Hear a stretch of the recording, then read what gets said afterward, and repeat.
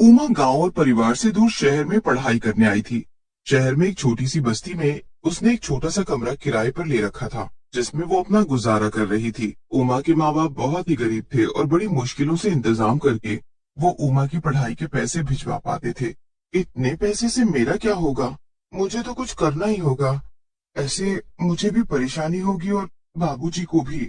जब उमा के बाबूजी की चिट्ठी आई कि घर की छत गिर गई है, जिसकी वजह से वो इस बार कम पैसे भेज रहे हैं, उमा उस दिन बड़ी ही परेशान थी। वो शाम को बाजार से कुछ सामान लेने के लिए किराने की दुकान पर खड़ी ही थी कि तभी वहाँ एक चाइनीज लड़की आई और दुकान से पूछने लगी, क्या यहाँ आसपास कोई सस्ते में मुझे किराए पर कमरा मिल जाएगा?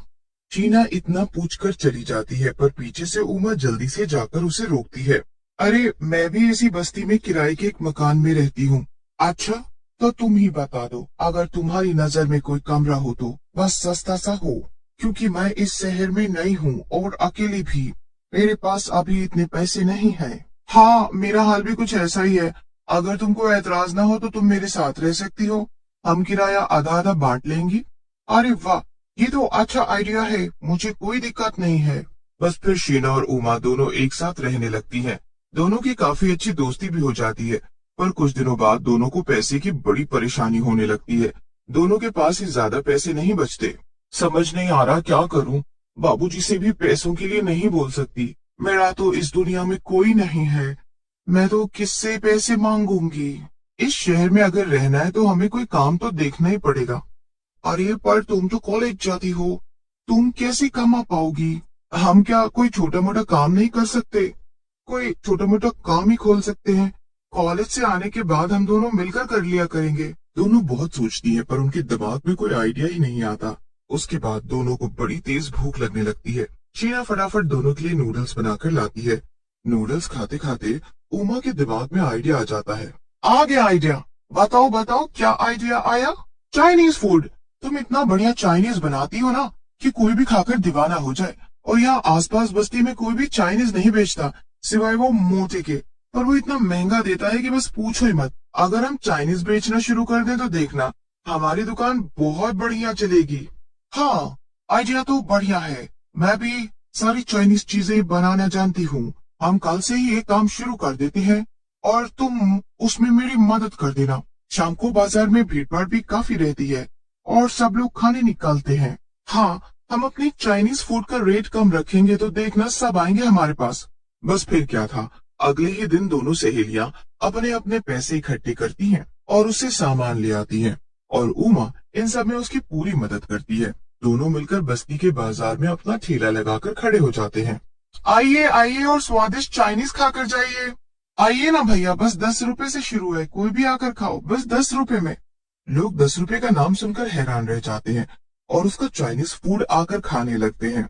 जब लोग चाइनीज खाते हैं तो बस खाते ही रह जाते हैं। पहले दिन ही उनके यहाँ ऐसी भीड़ लगती है कि बस 2 घंटे में ही सब सामान खत्म हो जाता है। मुझे तो यकीन नहीं हो रहा, हमारा सामान सारा बिक गया। पर मुझे तो पूरा यकीन था कि तुम्हारे हाथ का चाइनीज फूड खाकर सब उंगलियां चाटते रह जाएंगे। फिर दोनों खुशी खुशी घर आ जाती हैं। घर आकर वो दोनों मिलकर पैसे गिनती हैं और पहले दिन की कमाई से दोनों बहुत खुश हो जाती हैं। इससे अब तुम कल ही सबसे पहले अपने कॉलेज की फीस भर देना, बाकी पैसों से हम कल और सामान ले आएंगे। दोनों उस रात सुकून से सो जाते हैं। अगले दिन उमा अपने कॉलेज की फीस भी भर देती है। कॉलेज से आकर दोनों मिलकर बाजार से सामान लेकर आते हैं और फिर दोनों मिलकर सब सामान तैयार करके बाजार में भी लगा देते हैं। बाजार में पहुंचते ही लोगों की भारी भीड़ जमा हो जाती है। अरे बेटा, मेरे घर बहुत सारे मेहमान आए हुए हैं, तू जरा जल्दी से मुझे 10 प्लेट मोमोज और 100 रुपए के फ्राइज पैक करके दे दे। जी आंटी, बस अभी देते हैं। अब तो रोज ही शीना और उमा की चाइनीज फूड के ठेले पर इतनी भीड़ रहती थी कि सामान थोड़ी ही देर में खत्म हो जाता है। मोटेलाल की दुकान शीला और उमा के चाइनीज फूड की वजह से बिल्कुल ही चलना बंद हो जाती है, जिसकी वजह से उसे बड़ा दुख भी होता है और उन लड़कियों की तारीफ सुनकर उसे गुस्सा भी आता है। एक दिन वो खुद ग्राहक बनकर उनके ठेले पर ही पहुंच जाता है। आज जरा खा कर तो देखूं कि ऐसा क्या है इन लड़कियों के चाइनीज फूड में जो मोतीलाल की दुकान में नहीं। मोटेलाल जब उन लड़कियों के ठेले का चाइनीज खाता है तो खाता ही रह जाता है। उसे तब समझ आता है कि आखिर सच में शीना के हाथ में गजब का स्वाद है और दाम भी इतने कम है। मोटे लाल को अब उन दोनों से चिढ़ होने लगती है, पर उसे समझ ही नहीं आ रहा होता कि वो आखिर करे तो क्या करे। अब एक दिन शीना की तबीयत बहुत बिगड़ जाती है। उसे एकदम से चक्कर आ जाता है और वो गिर जाती है। उमा उसे डॉक्टर के पास लेकर जाती है, पर दवाइयों से भी वो ठीक नहीं हो पा रही थी। इसी वजह से अब ठेला लगाना बंद कर देती है और मोतीलाल फिर से खुश हो जाता है। मोतीलाल अपने लिए बड़ा ही खुश हो रहा था, क्योंकि उसकी दुकानदारी फिर से होने लगती है। पर इधर शीना की हालत को देखकर उमा बड़ी परेशान होती है। वो उसे हर हॉस्पिटल में दिखा लेती है, पर शीना की तबीयत में कोई सुधार नहीं आ पा रहा होता। एक दिन की बात है, जब शीना एकदम बीमार की हालत में बिस्तर पर पड़ी होती है और उमा उसके पास बैठी होती है, तो शीना उमा से बोलती है, मेरी वजह से अब हम ठेला भी नहीं लगा पा रहे हैं। अब तुम कॉलेज की फीस कैसे भरोगी? ऐसा बिल्कुल भी मत सोच शीना, तुम्हारी वजह ही से तो हम बल्कि इतना कमा पाए हैं, और कॉलेज का फीस मैं भर दूंगी, तुम इसकी चिंता न करो। उमा शीना का बहुत ध्यान रखती है और पूरी रात उसी के पास बैठी रहती है। बैठे बैठे कब उमा की आंख लग जाती है उसे पता ही नहीं चलता। उमा के साथ शीना की भी आंख लग जाती है, पर शीना दोबारा कभी नहीं उठती। उमा से ये बात बर्दाश्त ही नहीं हो पाती। वो शीना के लिए बहुत रोती है। उमा पूरा दिन बस रोती रहती है। वो उस दिन खाना भी नहीं खाती। हर वक्त कोने में बैठी बस वो शीना को याद करती रहती है। अचानक उमा के कंधे पर एक हाथ आता है। उमा पीछे मुड़कर देखती है तो सामने एक चुड़ैल होती है। उमा बहुत डर जाती है। डरो मत, मैं शीना हूँ, तुम्हारी दोस्त। मैं तुम्हारी मदद करने आई हूँ। मुझे पता चला है तुम्हारे माँ बाप बहुत गरीब हैं और उनको तुमसे ही सारी उम्मीद है। चलो अब आंसू पोंछो और कुछ खा लो। मुझे पता है तुमने अभी तक कुछ भी नहीं खाया। उस दिन शीना अपने हाथों से उमा को खाना खिलाती है। अगले दिन उमा हिम्मत करके उठती है और कॉलेज जाती है। कॉलेज से आने के बाद वो शाम को अपना ठेला लगाने की तैयारी करती है। चुड़ैल बस फिर अपने हाथों को इतना फटाफट चलाती है कि उमा को देखती रह जाती है। फटाफट मोमोज बनाकर तैयार कर देती है। उमा तो ये सब देखकर हैरान रह जाती है। बाप रे बाप, तुम इतनी तेजी से कैसे ये सब कर सकती हो? बस फिर दोनों अपना चाइनीज फूड का ठेला लेकर चल पड़ती हैं। जैसे ही उमा बाजार में पहुंचती है, सभी लोग खुशी खुशी उसके पास चाइनीज खाने आ जाते हैं।